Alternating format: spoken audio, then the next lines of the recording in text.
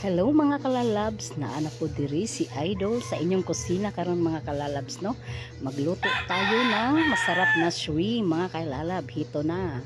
Nag-start na tayong magisa ng lamas mga kalalab at saka star margarine mga kalalab. Ito lang ginamit ko mga kalalab. Hindi ako nagamit ng butter mga kalalab. O hito na ang super yummy. Add tayo ng Sprite para lalong sumarap ang ating luto. Sprite mga kalalab.